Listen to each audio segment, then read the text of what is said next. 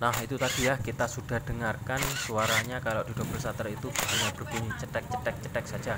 Nah suara tersebut berasal dari bendik ya. Nah berarti menandakan bahwasanya untuk dinamo starternya ini tidak bisa mutar, hanya bendiknya saja yang aktif. Langsung saja kita to the point, kita bongkar untuk di bagian bak magnetnya dan juga penutup gear depannya. Itu ada dua baut obengan semuanya. Ini adalah motor Krypton karena masih menggunakan baut obengan semuanya, dan ini motor masih standar nyel.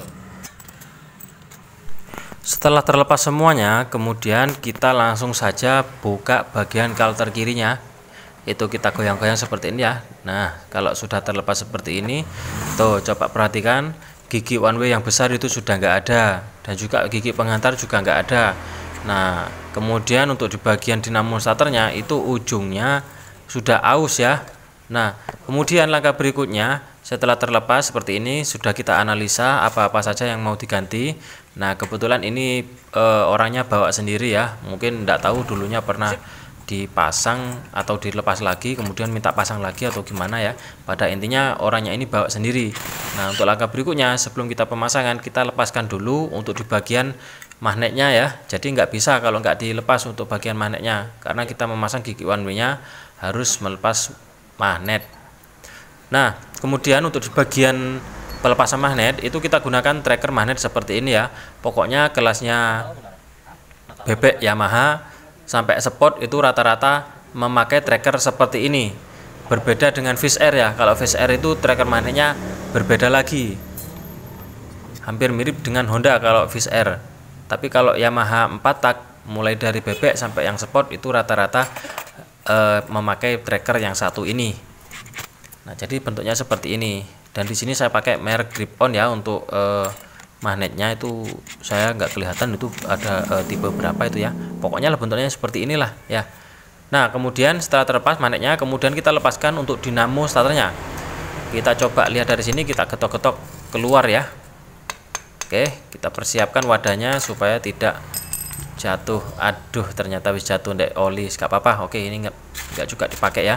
Nah langkah berikutnya teman-teman harus memperhatikan di sini di bagian gotri atau roches atau pelor one way gigi starter yang berada di belakang magnet itu harus ada ya. Jadi kalau itu nggak ada, itu tetap nggak bisa berfungsi dengan baik untuk gigi starternya nantinya, karena ini sistemnya satu arah. Oke, untuk pemasangan pelorannya atau gotri ataupun roches apalah saja ya pokoknya menyebutnya. Nah jadi seperti ini, itu juga ada pirnya, dia harus bergerak balik ya. Nah untuk pemasangannya seperti ini memang agak rada-rada sulit sih ya. Oke, kita pasang. Di sini ada 3 ya, jumlahnya ada 3.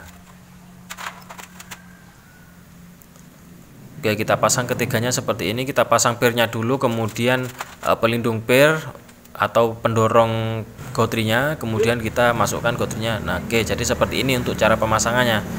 Jadi kalau sudah selesai, kemudian kita coba simulasikan di bawah tuh. Kalau ke kanan dia, kalau berputar ke kiri dia berputar, tapi kalau sebaliknya dia mati. Itu yang namanya kerjanya one way atau satu arah. Kemudian untuk di bagian dinamo starternya itu bisa kelihatan ya, bagian ujung dinamo starternya itu sudah aus.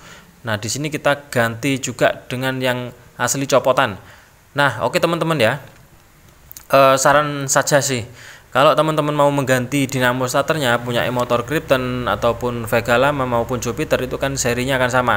Nah di situ teman-teman harus benar-benar cari yang asli ya, karena kalau nggak asli itu biasanya ujungnya itu aus seperti yang lama ini ya, seperti yang tadi dilepas itu ujungnya itu aus. Nah itu biasanya diakibatkan oleh yang rawan sering hancur itu di bagian gigi penghantarnya. Nah sehingga nantinya akan ngelos ya, tergesek, nggak bisa klop antara gigi halusnya itu.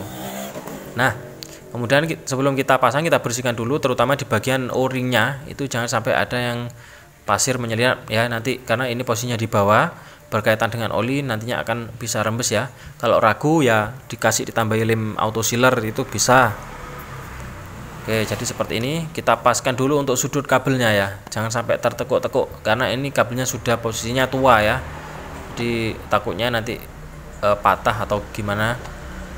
Nah, untuk langkah pemasangannya kita paskan dulu untuk gigi yang besar, kemudian gigi yang halus atau gigi pengantarnya. Jangan lupa untuk sepinya itu dipasang lagi ya. Kalau nggak dipasang nanti bisa top dan motor nggak bisa top, motor nggak bisa hidup ya.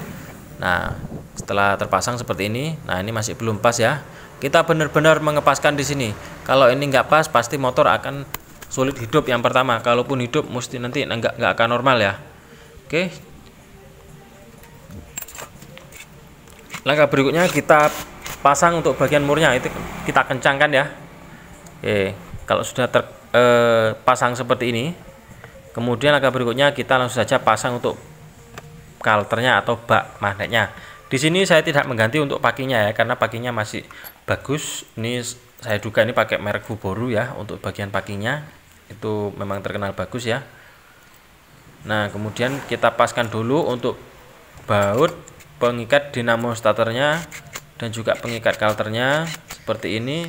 Kita pasang beberapa dulu untuk memastikan, mencoba bahwasannya dinamo starter sudah bisa bekerja dengan baik ya. Ya, ini masih bagian penutup rantai masih belum terpasang. Nah, kebetulan di sini ini akinya sudah nggak kuat. Ini kita ganti yang baru ya. Di sini kita pakai merek Alkalin ya. Aki Alkalin kalau kelasnya menengah ke bawah, harga kelas menengah ke bawah itu masih cukup terjangkau ya. Nah, jadi jangan lupa untuk positif ya, taruh ke positif, untuk negatif yang ke negatif.